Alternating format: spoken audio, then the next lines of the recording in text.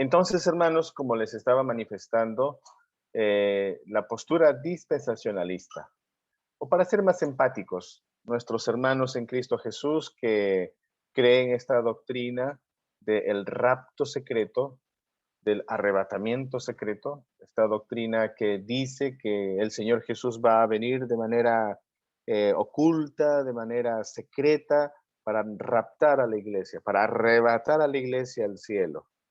Y solamente va a quedar la ropa de los cristianos. Esa es una idea, esta es una teoría que nuestros hermanos que enseñan el rapto secreto o arrebatamiento secreto dicen que es bíblico.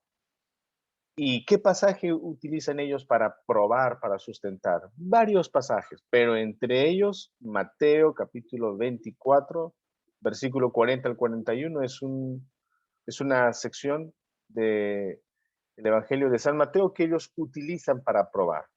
Ellos dicen, el rapto secreto existe, hermanos, el rapto secreto existe y la prueba está en Mateo capítulo 24, versículo 40 y 41.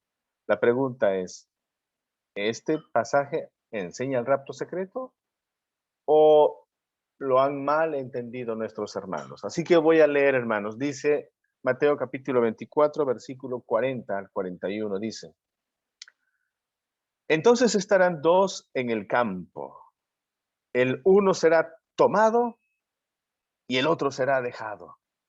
Dos mujeres estarán moliendo en un molino. La una será tomada y la otra será dejada. Entonces aquellos que enseñan el rapto secreto afirman y dicen, aquí está la prueba del rapto secreto. Claramente la Biblia dice que dos personas están caminando en el campo y de pronto uno de ellos desaparece, es tomado. Y tomado quiere decir es arrebatado por el Señor, es raptado por el Señor. Y ese que fue arrebatado, ese que fue raptado por el Señor, era un cristiano fiel, un verdadero cristiano. Y el otro será dejado. Cuando dice el otro será dejado, está haciendo referencia a un falso cristiano, a un cristiano más o menos, ¿no? Uno que no es fiel al Señor.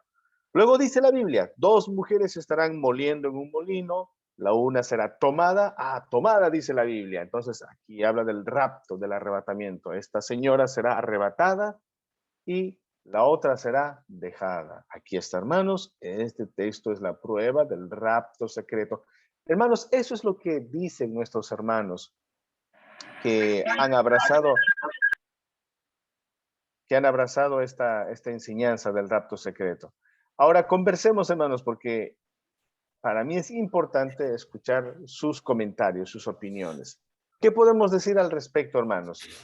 ¿Es cierto? ¿Creen ustedes, hermanos, que es verdad que estos dos versículos de Mateo enseñan el rapto secreto? Aquí tenemos la prueba del rapto o del arrebatamiento secreto, hermanos. Opiniones al respecto.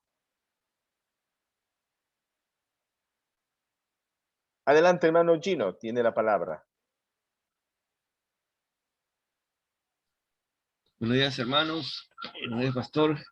Bueno, hermano, sobre el tema, el versículo hasta cierto punto también está fuera de contexto, ¿no? Porque si uno empieza a leer desde más atrás, ¿no? Y va tomando ¿cómo se llama? Versículo 30, por cierto, ya porque el versículo, bueno, la Reina Valera señala pues la venida del hombre desde el 29, ¿no? Del Hijo del Hombre. Entonces ahí en el 30 dice bien claro, ¿no? Entonces, en el versículo 30, entonces aparecerá la señal del Hijo del Hombre en el cielo, ¿no? Refiriéndose a Jesús. Y entonces lamentarán, dice, ¿no? Todas las tribus de la tierra y verán al Hijo del Hombre viniendo, o sea, esto es antes, ¿no? Viniendo sobre las nubes con poder y gloria. O sea, dentro de este contexto se está produciendo lo que se está señalando en estos versículos, ¿no? O sea, prácticamente es todo en el mismo momento, ¿no? Bueno, eso es lo que es la impresión que me da el pasaje. O sea, a mi modo de ver, aquí no hay rapto secreto, ¿no? Sino hay un solo evento, ¿no? Que se está dando. Y bueno, y el Señor en los siguientes pasajes también va nombrando eventos que son todos dentro de este mismo contexto, ¿no? no hay preavances, ¿no? No hay nada, no hay nada. Yo lo veo entero, hermanos. Los versículos me indican así. Esa sería mi opinión, hermano. Gracias. Hermano Gino, muchísimas gracias por sus comentarios. Nuestro hermano Luis tiene la palabra. Adelante, Luis. Sí, amén, pastor. Creo que en la misma línea, ¿no? Estamos hablando de un mismo evento, un solo evento, el cual, o sea, se va a desarrollar justamente eso que dice el será tomado, ¿no? O el será dejado. Entonces, considero que igual, en ese mismo momento en que Cristo Jesús viene por segunda vez, es el momento que viene a llevar a su iglesia. Y creo que eso... eh, será tomado es en ese mismo momento, ¿no? Entonces, justamente cuando dice, ¿no? Que la iglesia juntamente con Cristo será levantada, entonces se va a dar ahí mismo, ¿no? Sí, solo para complementar, ya el hermano allí no lo mencionó. Muy bien, gracias Luis. Sí, entonces nos damos cuenta de algo cuando leemos la Biblia, hermanos, cuando encontramos pasajes como el que acabo de leer y pareciera que le da la razón a nuestros hermanos que creen en el rapto o arrebatamiento secreto, parece que les da la razón. Es importante entonces leer en su contexto. No podemos sacar un texto del contexto en el que fue escrito, ¿no? Del contexto en el que nuestro Señor Jesucristo estuvo hablando. Y gracias, hermano Gino, gracias, hermano Luis. Ambos han concordado en que esta sección se debe leer en su contexto, y el contexto es la venida de nuestro Señor Jesucristo, la segunda venida de nuestro Señor Jesucristo. Y en esa segunda venida, en ese evento único, porque no es un evento en dos etapas, como propugnan los dispensacionalistas clásicos, sino es un solo evento. La segunda venida de Cristo Jesús es un solo evento. Y allí es cuando el Señor hará la separación a su iglesia de los incrédulos. El Señor separará las ovejas a un lado, los cabritos a otro lado. El Señor separará el trigo a un lado y la cizaña a otro lado. Al hombre insensato a un lado, al hombre prudente a otro lado, ¿no? Entonces, esto es importante recalcar. Pero para que nuestro Pastor, estudio, también sí, hay algo, no sé cómo lo podemos interpretar de repente, ¿no? No sé en el original qué significa ser tomado. O sea, en el original, ¿no? O sea, porque uno es desaparecer, ¿no? Es como que en el momento y bueno, según la idea que le han dado, es justamente eso que lo hemos visto en películas, ¿no? Lo que usted mencionaba, que justamente, bueno, automáticamente uno desaparece y la ropa queda, ¿no? Entonces, ese ser tomado, ¿cómo es? Porque, o sea, ¿desapareceremos realmente ahí mismo? ¿Sí? O como estamos, juntamente con Cristo, nos elevamos, ¿qué es lo que pasa? ¿Qué es lo que podría pasar, no? Eso solamente se me vino a la mente eso, ¿no? De cómo se excelente. puede entender el será tomado, ¿no? Sí. Bueno, preliminarmente, Luis, tengo que decir que este verbo ser tomado simplemente significa eso, ¿no?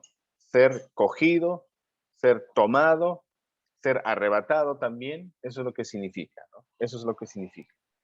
Ok. Pero ahora yo me quiero poner eh, en la posición de estos hermanos nuestros que creen en el rapto secreto. Imagínense que yo sea un hermano que cree el rapto secreto y me empecino y digo, pero hermano Luis, pero hermano Gino, ¿acaso usted no lee claramente la Biblia? Allí dice, estarán dos en el campo.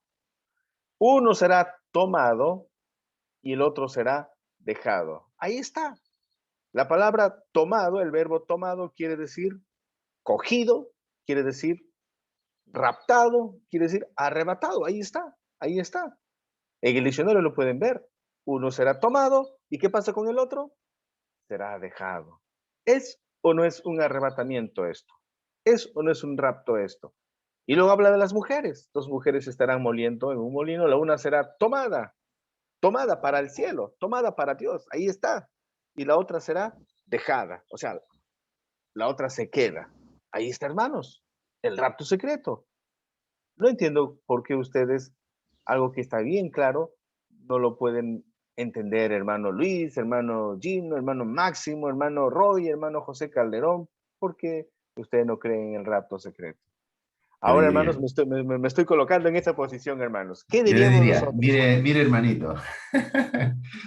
No, claro, está bien, o sea, no es que haya algún problema con con el será tomado, ¿no? O sea, está bien, dos estarán en el campo, uno será tomado y otro será dejado, y todo lo que menciona, pero esto es en la segunda venida de Cristo.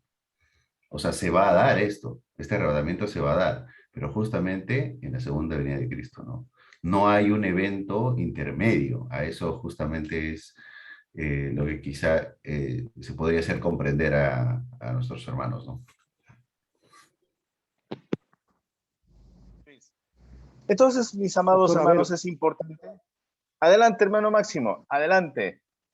ah, también dice en el mismo capítulo 24, versículo 31, dice, y enviará a sus ángeles con gran gozo, con gran voz de trompeta y juntarán a sus escogidos de los cuatro vientos, desde un extremo del cielo hasta el otro.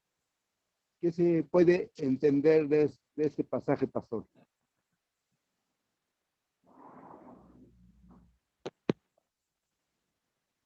Sí. ¿Qué está hablándonos el Señor en el versículo 31? Enviará a sus ángeles. ¿Para qué va a enviar el Señor a sus ángeles? Dice, y juntarán a sus escogidos de los cuatro vientos. Los ángeles vienen con una misión. La misión de estos ángeles es reunir a los escogidos del Señor, reunir al trigo del Señor. Los que están cosechando aquí son los ángeles, los cosechadores. Ellos van a reunir el trigo del Señor a un ladito y la cizaña a otro ladito. Harán ellos la diferenciación, las ovejas a un ladito, los cabritos a un ladito. Entonces, aquí está hablando pues de la segunda venida de nuestro Señor Jesucristo. Pero para entender específicamente estos dos versículos que aparentemente son una prueba de la doctrina del rapto secreto, importante revisar el contexto. Muy bien, hermanos, y eso es lo que vamos a hacer a continuación. Muy bien, acompáñenme. A continuación es importante tener nuestra Biblia abierta y es importante también tener a la mano las varias versiones de la Biblia. Aquí yo he escogido 4 versiones de la Biblia. He escogido la Reina Valera, he escogido la Nueva Versión Internacional, también la Nueva Traducción Viviente y la versión Dios habla hoy, o más conocido como versión popular. Y allí, hermanos, en el cuadrito que ustedes pueden ver en vuestras pantallas, he decidido poner no solamente Mateo capítulo 24, los versos 40 y 41, sino he decidido poner desde el versículo 37 hasta el versículo 42 para poder entender en qué contexto está allí los versículos 40 y 41, que son los versículos que nuestros hermanos dispensacionalistas, nuestros hermanos que creen en el rapto secreto, usan para defender que realmente va a haber pues, un rapto secreto, ¿no? Entonces, voy a leer desde el versículo 37 y estemos atentos, hermanos, a ver, para comprender qué es lo que el Señor está diciendo. Mateo 24, del 37 al 42, dice, en la Reina Valera, mas como en los días de Noé, repito, más como en los días de Noé, así será la venida del Hijo del Hombre.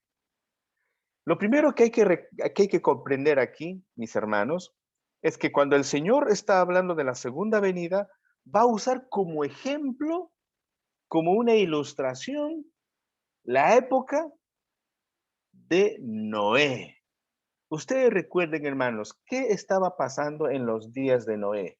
¿Qué cosa hizo Dios en los días de Noé? Ante tanta maldad que existía en el mundo, ¿qué hizo Dios en esos días de Noé? Opiniones, hermanos. ¿Qué hizo Dios en los días de Noé? Viéndole la maldad que era el común denominador en toda la humanidad. ¿Qué hizo el Señor en los Limpió la días de tierra Noé? con el diluvio, ¿no?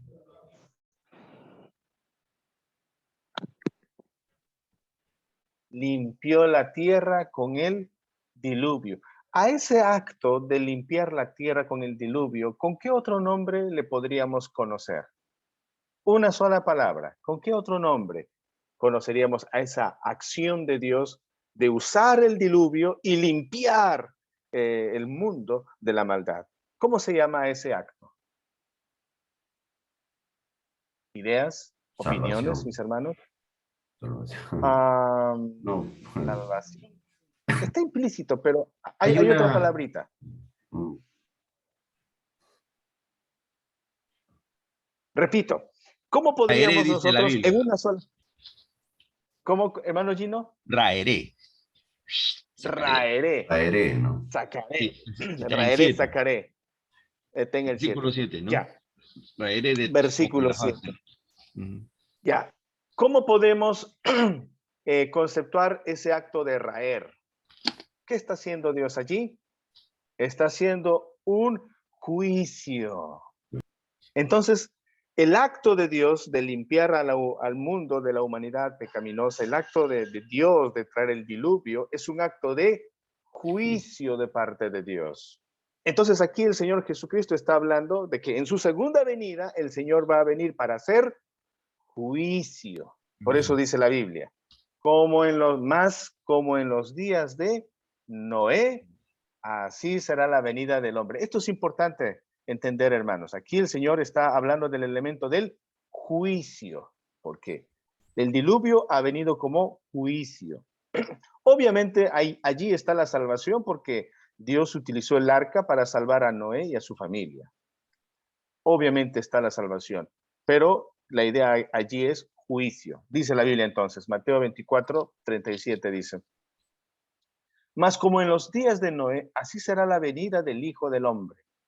Porque como en los días antes del diluvio, estaban comiendo y bebiendo, casándose y dando en casamiento, hasta el día en que Noé entró en el arca. ¿Qué dice nuestro Señor sobre los días de Noé? ¿Qué estaban haciendo las personas en el día, en esas épocas, en las épocas de Noé? ¿Qué hacía? ¿A qué se dedicaba la gente? Dice, porque como en los días de Noé, antes del diluvio, ¿qué estaban haciendo las personas? Su vida normal. Su vida normal. Pero Gracias, hermano. el tema que entendemos aquí, pastor, es como que estaban haciendo y no tomaban en cuenta a Dios, ¿no? Es como que hacían de todo, pero no tomaban en cuenta a Dios. Así es, Luis, así es. Entonces, la vida normal del hombre caído es no tomar en cuenta a Dios. La vida normal, la vida cotidiana, aquí expresada por el acto de comer y beber. Miren, nosotros como seres humanos, lo elemental que realizamos a diario, ¿qué cosa es? Comer. Tenemos que comer para vivir, tenemos que tomar nuestros líquidos para subsistir. Entonces, básicamente aquí nos está hablando, como usted lo han dicho, de la vida cotidiana. Está hablando aquí de la rutina del ser humano. Cuando amanece pensamos qué voy a comer, qué almorzaré y luego dormimos. Al día siguiente lo mismo, ¿qué como? ¿Cuál será el menú? Está hablando de la rutina normal. Pero luego dice, también aparte de que estaban comiendo y bebiendo, dice que estaban casándose y dando en casamiento. Ahora aquí el Señor habla de eventos sociales, habla de actividades sociales. Entonces, en los días de Noé, la gente vivía en su rutina normal. La gente en los días de Noé vivía realizando sus actividades sociales de manera normal, desapercibidas, sin tomar en cuenta a Dios, sin imaginarse que deben vivir para Dios. No, ellos estaban viviendo para ellos mismos. Entonces el Señor dice, como en los días de Noé, la gente vivía para sí mismo, la gente hacía sus actividades, la gente comía, tomaba, la gente se casaba. Ahora, comer y tomar no es pecado, casarse no es pecado. Algunos podrían decir, uy, aquí está hablando en contra de comer, está hablando en contra del matrimonio. No, lo que el Señor está diciendo es que la vida seguía su curso normal. La gente ni se preocupaban, ni siquiera tenían en cuenta a Dios. Así vivían en esa época, en los días de Noé. La pregunta es entonces, hermanos, hoy en día, en el año 2022, ¿nuestra sociedad vive también de esa manera? ¿Vivimos también los seres humanos ahora de esa forma? Siguiendo nuestra rutina personal, familiar, social, ¿seguimos en la misma situación? La respuesta es, Sí. así es. Seguimos viviendo de la misma manera. Y el Señor lo sabe. Miren, no ha cambiado nada. La única diferencia es que ahora nosotros tenemos tecnología, tenemos celulares, tenemos el Zoom, el YouTube, ¿no? Los TikToks, ¿no? Pero en la época de Noé no había pues celulares, no había los medios tecnológicos, pero la actitud era la misma. La actitud era la misma. Una vida centrada en el hombre, alejado de Dios. Igual hoy día, una vida centrada en el hombre, alejada de Dios. Así es, ¿no? Y luego, como en los días de Noé, ¿no? En el versículo 39 dice, y no entendieron hasta que vino el diluvio. Y no entendieron hasta que vino el diluvio.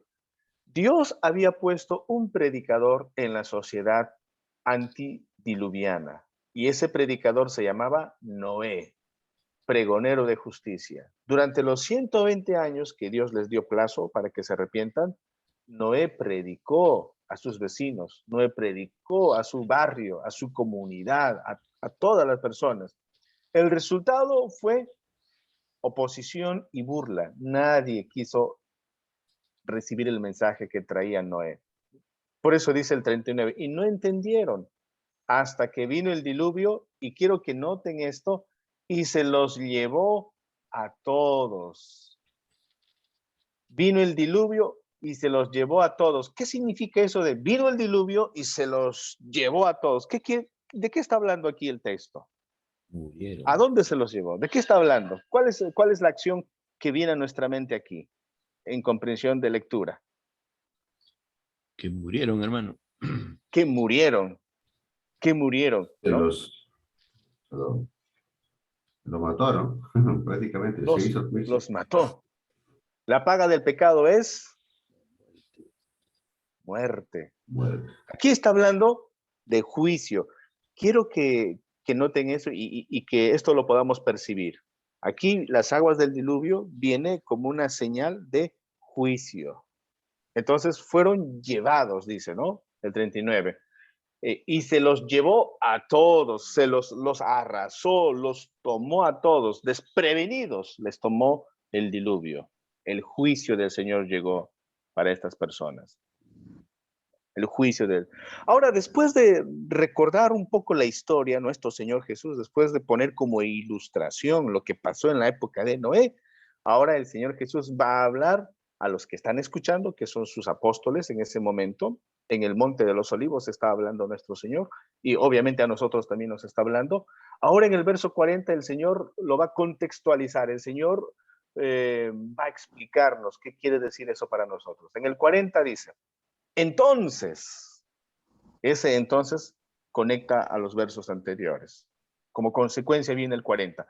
Entonces, después que yo les he contado que en los días de Noé, la gente como si nada vive, vino el diluvio y se los llevó a todos, vino el juicio. Entonces estarán dos en el campo. El uno será tomado y el otro será dejado. Dos mujeres estarán moliendo en un molino. La una será tomada y la otra será dejada. Aquí nuestro Señor Jesucristo es un excelente maestro.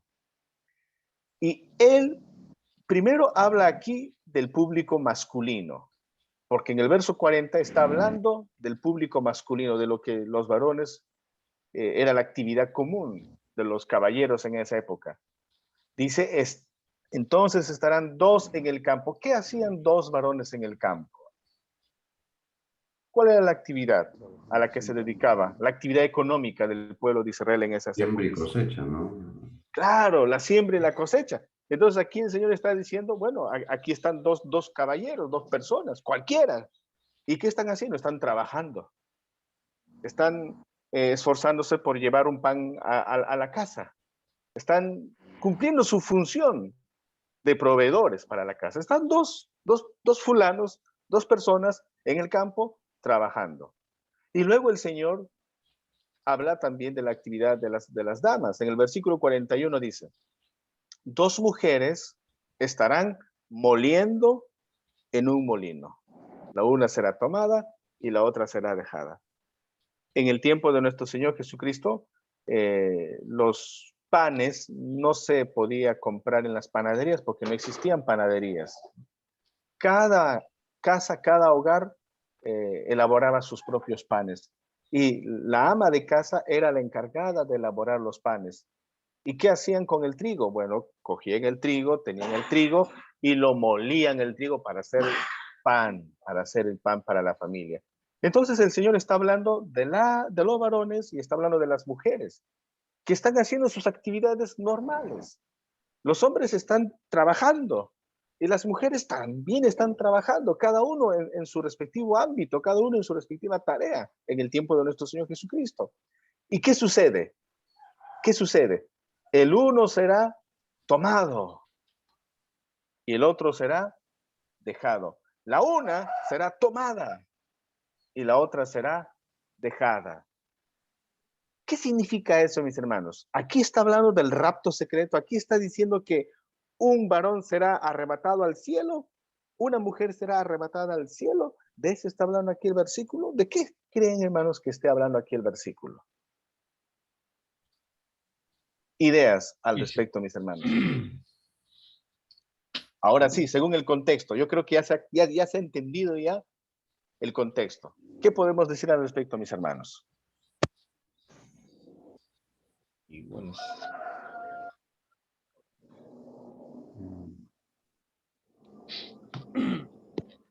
bueno, lo que usted se ha mencionado, pues hermano, directamente es Claro. juicio. Es juicio, de todas maneras. No hay otro. Y el pasaje paralelo también de Lucas es casi igual, ¿no? Solo que ahí agrega el caso de Sodoma, ¿no? Como en los días de Lot, nada más.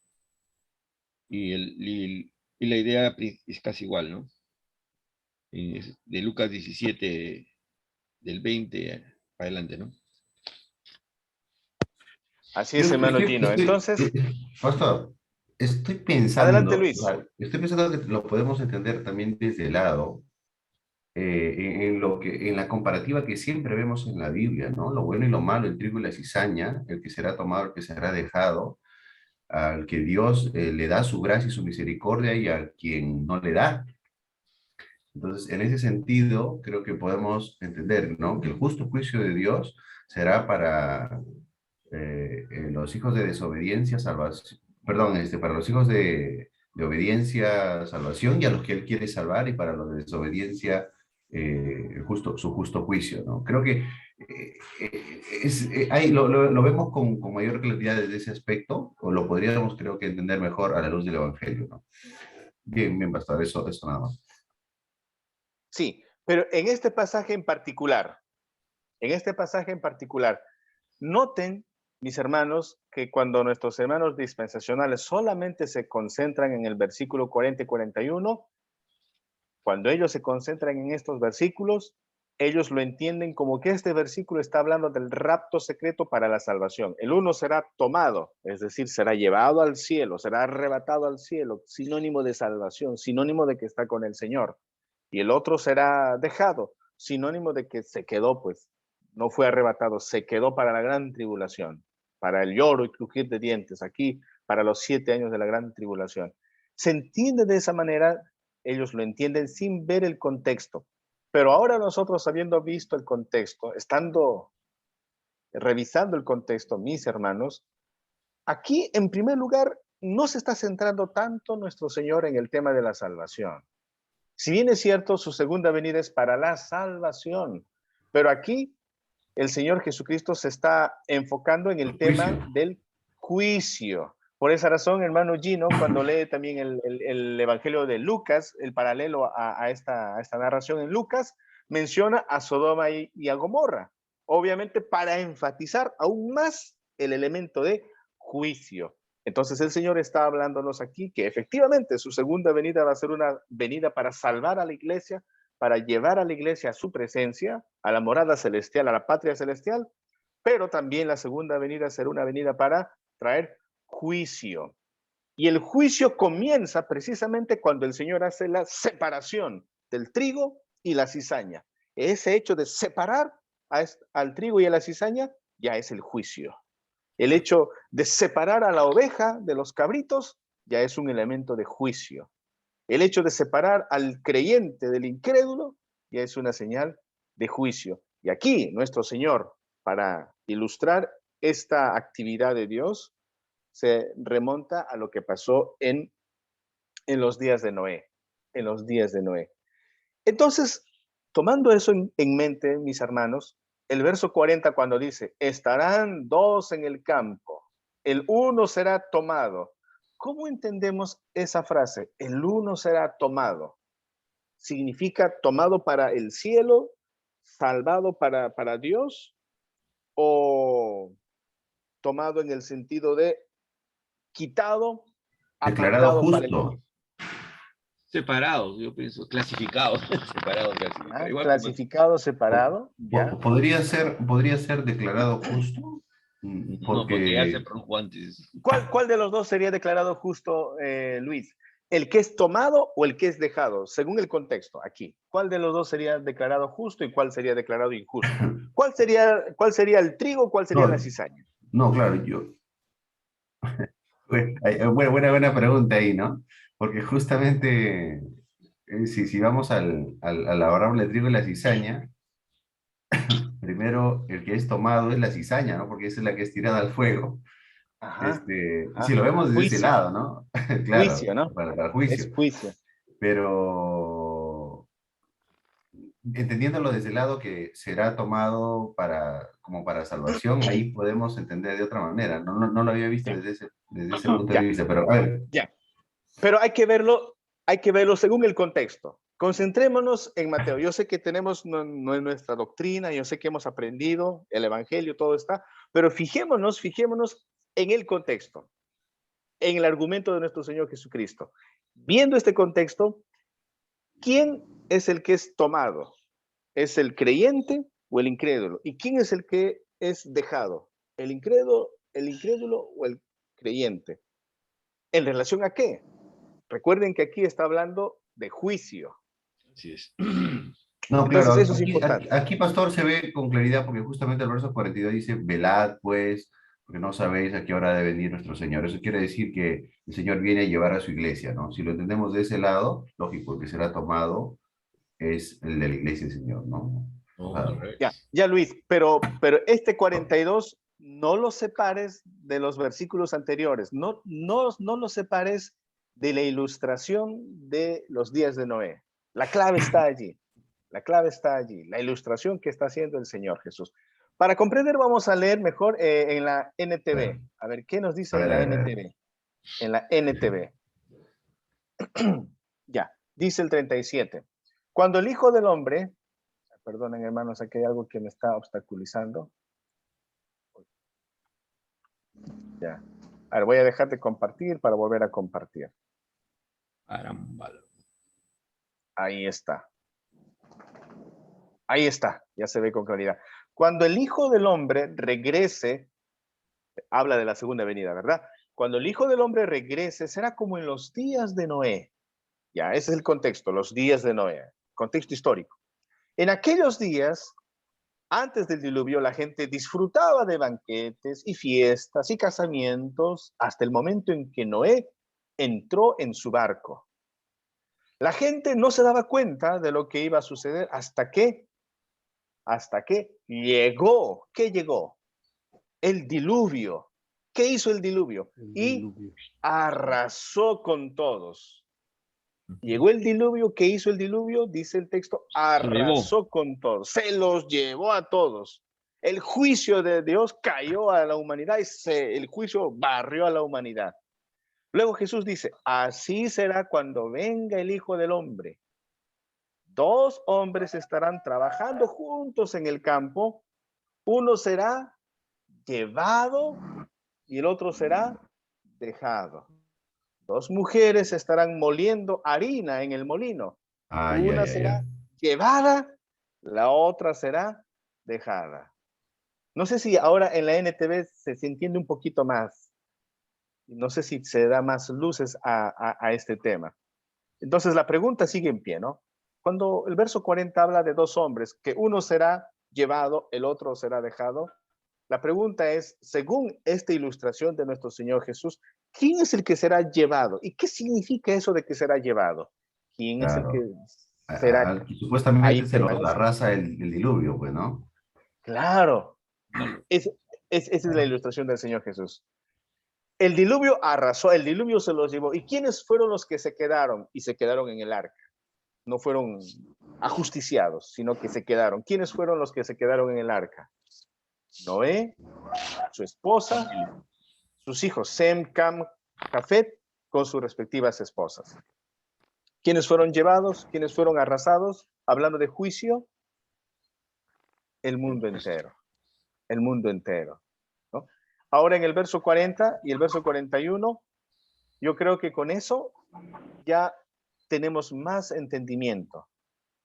Vamos a pasar a la siguiente diapositiva, donde he tratado de marcar y señalar esas observaciones. Ahí está.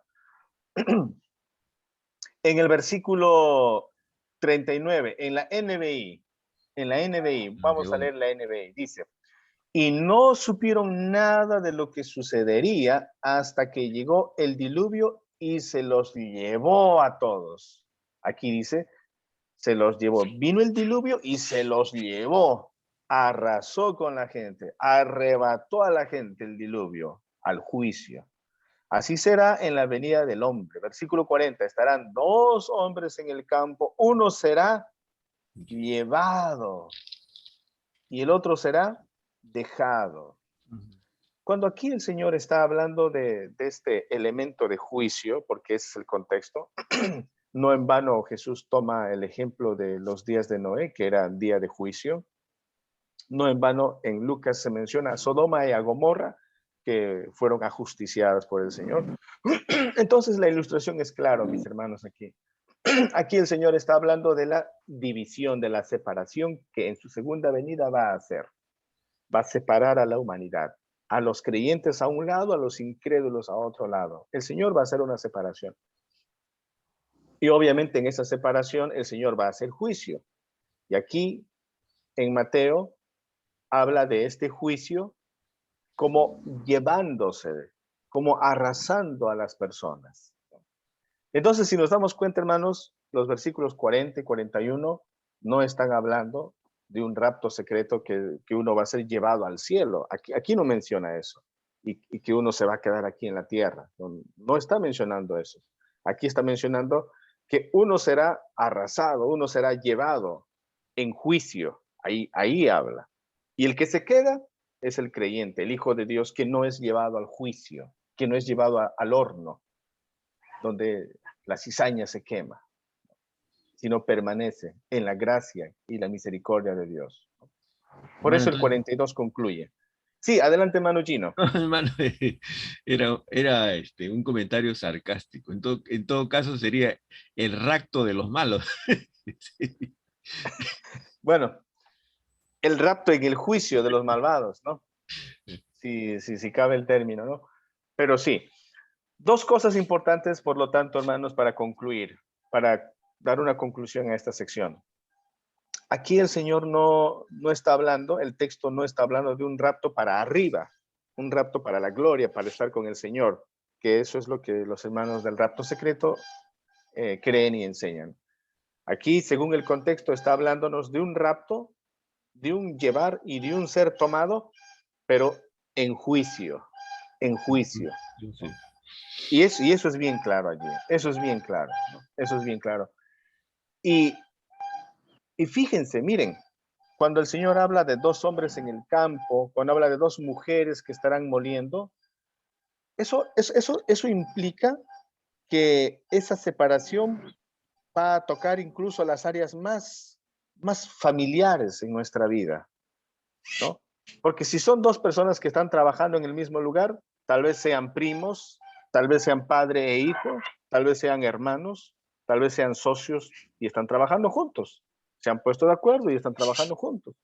O dos mujeres, tal vez es madre e hija cocinando y moliendo en el mismo batán, en el mismo molino, madre e hija. O tal vez son hermanas las que están cocinando para sus respectivos esposos. O tal vez son amigas que están ahí trabajando juntos para preparar la comida. Pero de pronto, una de estas personas es receptora del juicio de nuestro Señor, como en los días de Noé. Recibe el juicio del Señor. Y esto lo podemos también entender en nuestra propia vida personal, familiar, ¿no? En nuestra vida social. ¿Cuántos de nuestros seres queridos todavía no conocen el Evangelio de nuestro Señor? ¿Cuántos de las personas que nos rodean no conocen el Evangelio del Señor? Y tal vez nosotros somos como Noé en el trabajo, como Noé en el estudio, como Noé en la familia, y como Noé les hablamos, pero todavía reacios, todavía no quieren entender.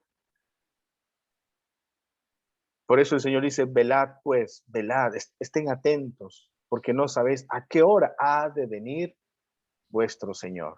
Antes de que el Señor venga, hay oportunidad de salvación.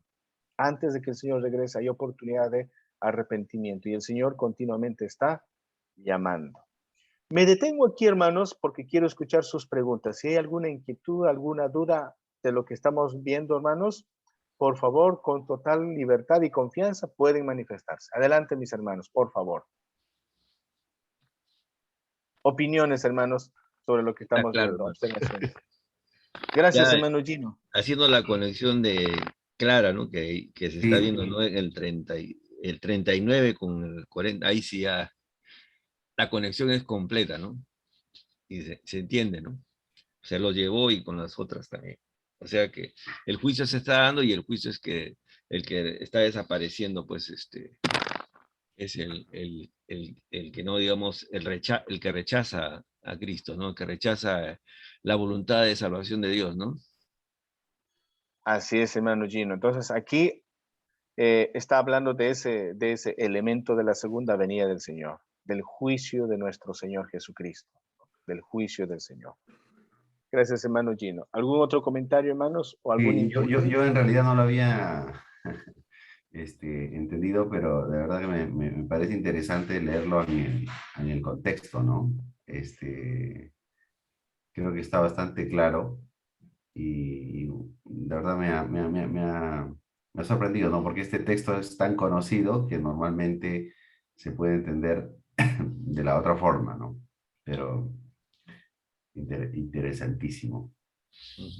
Así es, Luisito. Porque el sentido lo tiene, ¿no? O sea, en realidad el sentido lo tiene, pero lógico. ¿Qué es lo que Jesús quiso decir justamente en estos versículos? Lo entendemos ahora con un poquito de mayor claridad. Y bien, la verdad me ha sorprendido. Sí, gracias, Luisito. Entonces, podemos decir, hermanos, y podemos revalorar lo importante que es leer un versículo en su contexto. Eso es vital, hermanos, vital. Como dice nuestro hermano Luis, ¿cuántas veces hemos leído esta parte de la Biblia? Y lo hemos asumido de una forma que leyendo bien el contexto y haciendo un estudio así cuidadoso y detallado, realmente no era tanto como lo habíamos entendido, ¿no? Y uno dice, mira, el contexto ayuda. El contexto realmente nos da claridad para poder entender, hermanos.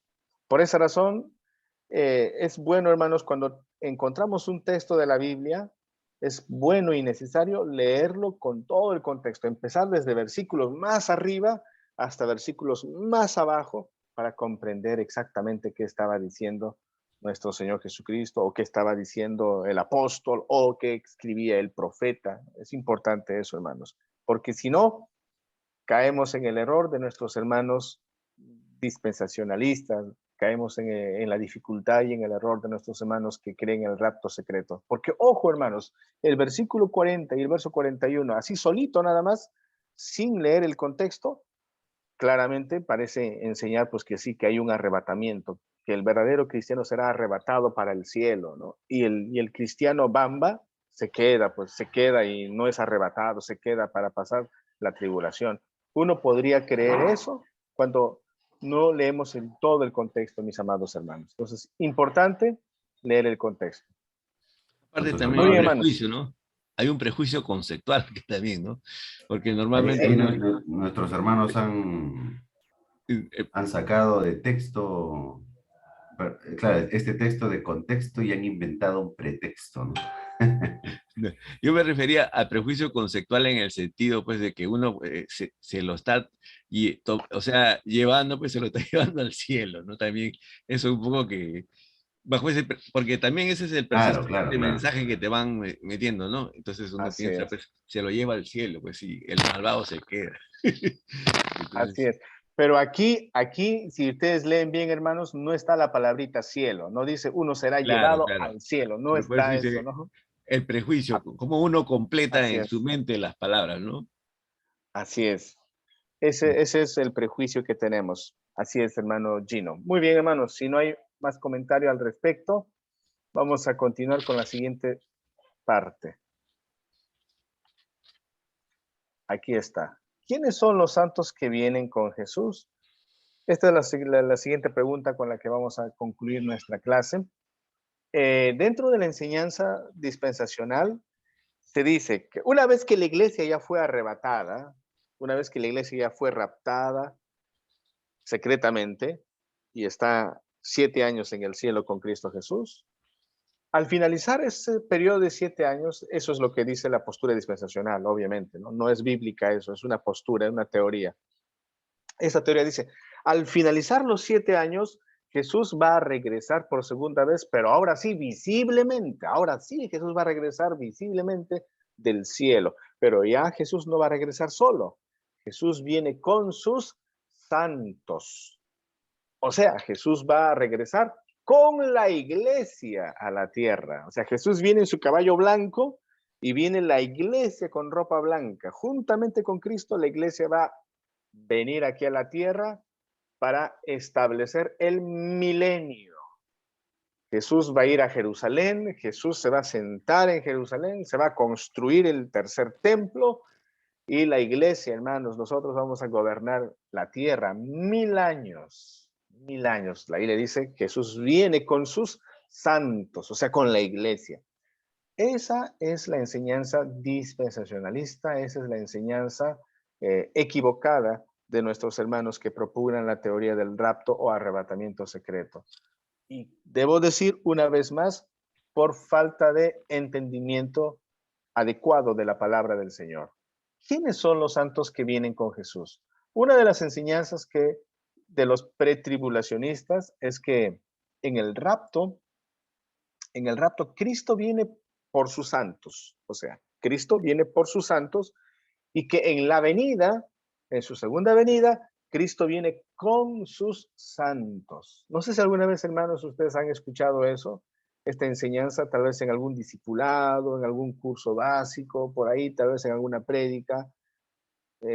Has escuchado, Cristo viene, hermanos, el arrebatamiento, el rapto secreto, Cristo viene por sus santos. Después de 7 años, Cristo viene con sus santos. Vamos a volver la iglesia aquí a la tierra. En el libro de Apocalipsis, en el capítulo 19, versículo 14, dice, y los ejércitos celestiales, vestidos de lino finísimo, blanco y limpio, le seguían en caballos blancos. Apocalipsis 19, 14. Los comentaristas pretribulacionistas o dispensacionalistas también aseguran que en este grupo vienen los santos de la iglesia, pero eso no es lo que dice la Biblia, hermanos. En Zacarías capítulo 14, versículo 5, también se habla de los santos que acompañan a Jehová en su venida, donde dice una parte de Zacarías 14, 5, dice, y con él todos los santos. Hay que recordar, hermanos, que cuando se escribió el libro de Zacarías, que pertenece al libro del Antiguo Testamento, la iglesia del Nuevo Testamento, es decir, mayoritariamente gentil, aún no existía, en el sentido de que la iglesia aún no se había ampliado a los gentiles, ¿no? Y ya se usaba el término los santos para referirse al pueblo de Dios. Entonces, ¿a quiénes se refiere esta palabrita los santos? ¿Se refiere a la iglesia? ¿Se refiere a los creyentes? ¿No? Es cierto que los creyentes son santos. Eso es cierto, hermanos. La Biblia dice que nosotros somos santos. En Primera de Pedro dice que somos una nación santa, real sacerdocio, ¿no? Eso está bien claro, hermanos, pero la pregunta es, si son los santos de la iglesia los que vienen con Cristo en la venida, y la Biblia responde en el libro de Judas, verso 14 y verso 15.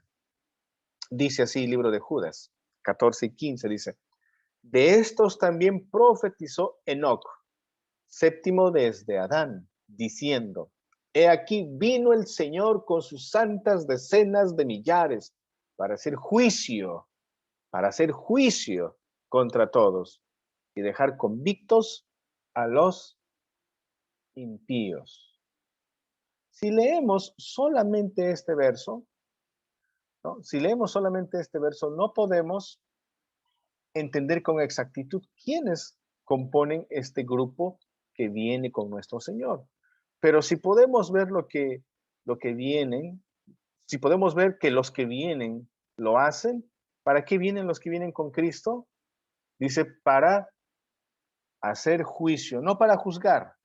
La iglesia se sentará a juzgar. Mateo capítulo 19, versículo 28, Primera de Corintios 6, de 2 al 3, habla de que reinaremos con Cristo, ¿no? Pero no vamos a ejecutar juicio. En Mateo capítulo 25, versículo 31, vemos quiénes son los santos. Y dice así, cuando el Hijo del Hombre venga en su gloria y todos sus santos con él, entonces se sentará en su trono. Y hermanos, en el contexto, los santos es una designación a los ángeles del Señor. Si leyó bien, se debe haber dado cuenta que los que vienen son los ángeles de nuestro Señor. La iglesia, nosotros no somos ángeles. En Marcos 8:38 también dice que vendrá en la gloria de su Padre con sus santos ángeles. Entonces, hermanos, es importante también aclarar este punto, ¿no? Porque nuestros hermanos pretribulacionistas, nuestros hermanos dispensacionalistas, nuestros hermanos que han abrazado, hermanos, esta enseñanza del rapto secreto, ellos creen que en la segunda venida Jesús, después de 7 años, va a regresar con la iglesia, con sus santos. Pero estos pasajes que estamos viendo aclaran que esos santos que van a venir vestidos de ropa blanca con Cristo Jesús, no es la iglesia. Son las huestes celestiales, las huestes angelicales del Señor Jesús. ¿Y a qué vendrán estas huestes angelicales con el Señor a este mundo?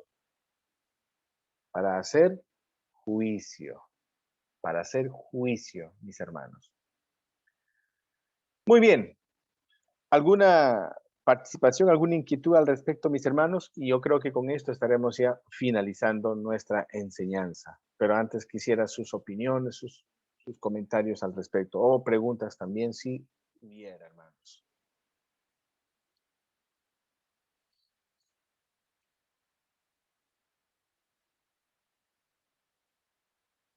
Noten, hermanos, que la clave para entender es siempre el contexto, hermanos. Siempre el contexto. Y ahora estamos dándonos cuenta que lamentablemente muchos de nuestros hermanos que aman a Dios, que quieren obedecer a nuestro Señor, lamentablemente se equivocan, nuestros hermanos dispensacionalistas, pretribulacionistas, se equivocan por no leer correctamente la palabra del Señor. O como dijo nuestro hermano Gino, por tener ya una idea preconcebida. Y con esa idea preconcebida uno lee el texto bíblico y uno pues se equivoca, ¿no? Y por esa razón tenemos que estudiar, hermanos, leer y volver a leer, comparar los versículos, ¿no? Si nos damos cuenta, hermanos, siempre haciendo una comparación en las versiones ayuda también. Nuestro hermano Roger tiene la palabra. Adelante, Roger. Sí, pastor, buenos días. Tenía una duda, ¿no? Porque allí en Mateo 25:31 dice que cuando el Hijo del Hombre venga en su gloria y todos los santos ángeles con él, entonces se sentará en su trono de gloria, ¿no? Entonces, mi duda es la siguiente, ¿no? ¿Cómo poder entender esa parte? Porque se supone de que el Señor ahorita está sentado a la diestra de Dios Padre, ¿no? Entonces, ¿a cuál trono se está refiriendo exactamente ello, ¿no? Porque, claro, cuando el Señor venga, él va a ser el ejecutor del juicio, ¿no? Él va a ejecutar juicio, ¿no? Entonces, como que un poquito me ha llegado esa duda, ¿no? En cuanto a ese texto. Sí, Roger. Bueno, el Señor gobierna, el Señor está en su trono para siempre. Es inamovible eso, ¿no? Entonces, fácilmente, gracias, Roger, fácilmente algún dispensacionalista podría decir, bueno, pastor, acá dice que el Señor vendrá con sus santos ángeles, entonces se sentará en su trono de gloria. En Jerusalén se va a sentar, pastor. Ahí está, en Jerusalén se va a sentar. Ahí lo dice. No dice eso, ¿no? Cuando dice, entonces se sentará en su trono de gloria, no se debe entender que ahorita el Señor está parado, o que no está sentado, o que está en otro trono y que recién va a venir y se sentará en otro trono, cambio de tronos. No, no, Roger.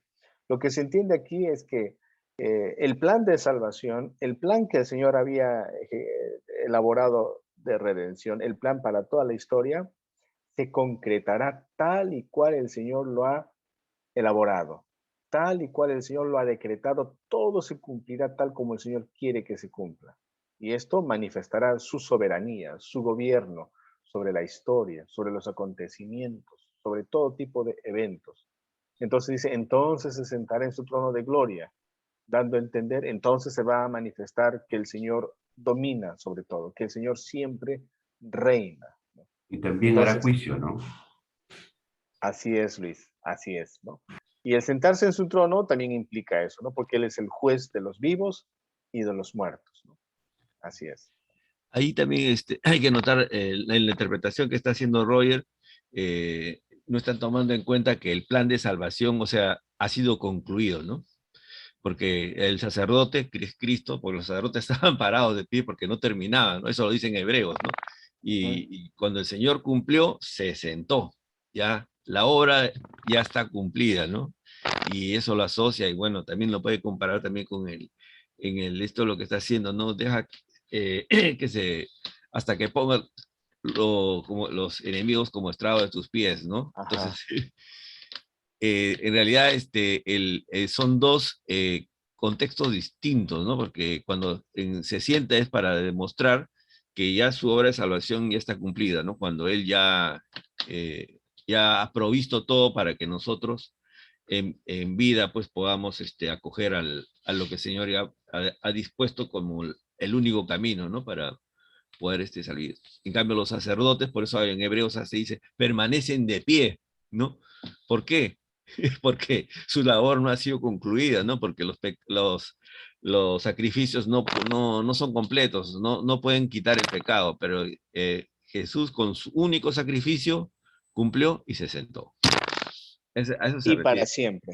para Así siempre. es. Gracias, hermano Gino. Gracias, hermano Gino. Así es. El Señor es soberano, el Señor gobierna, el Señor, la labor que se ha proyectado realizar, Él lo ha cumplido perfectamente. Perfectamente. Muy bien, mis hermanos, entonces de esta manera estamos llegando a la parte final de la sesión de esta mañana y animándoles siempre, hermanos, a continuar cada sábado reuniéndonos para estudiar la palabra del Señor. Hay muchas cosas que es vital siempre aprender, hermanos, porque a veces, hermanos, vamos a tener la oportunidad de encontrarnos con nuestros hermanos dispensacionales, nuestros hermanos que creen en este tema del rapto secreto, y es importante en amor y en misericordia siempre ayudarles, explicarles, aclararles, ¿no? Siempre con misericordia, hermanos. Eso es importante en nuestras vidas. El Señor ha sido misericordioso con nosotros y nosotros también, al ayudar a los demás, debemos aplicar esa compasión. Muy bien, hermanos, vamos a finalizar entonces aquí y les agradezco, hermanos, su tiempo. Oremos pues al Señor. Oremos. Amado Dios, te agradecemos por la oportunidad que tenemos de leer juntos tu santa palabra. Te pedimos, Señor, que perdones todas nuestras faltas. Hemos visto, Señor, que en la segunda venida tú vienes también para ejecutar tu santo juicio, Señor. A nosotros, Padre, que somos también indignos de ti y muchas veces, Señor, desobedientes, tú nos das oportunidades, Padre, para vivir en obediencia a tu palabra. Señor, nosotros somos obra de tus manos y has empezado una nueva obra en nosotros, Señor. Permítenos cada día vivir siendo guiados por tu Santo Espíritu. Permítenos, Señor, cada día vivir acercándonos más a ti. Te agradecemos, Señor, porque la obra de la salvación es exclusivamente tuya, Señor. Y si nosotros estamos un día en el Evangelio y si podemos caminar un poco más en la fe cristiana, es porque tú, Señor, nos das la capacidad, es porque tú estás obrando. Eres tú quien produce en nosotros tanto el querer como el hacer por tu buena voluntad. Bendice este tiempo, Señor, bendice a cada uno de tus hijos. En el nombre de Jesús oramos. Amén. Amén, hermano.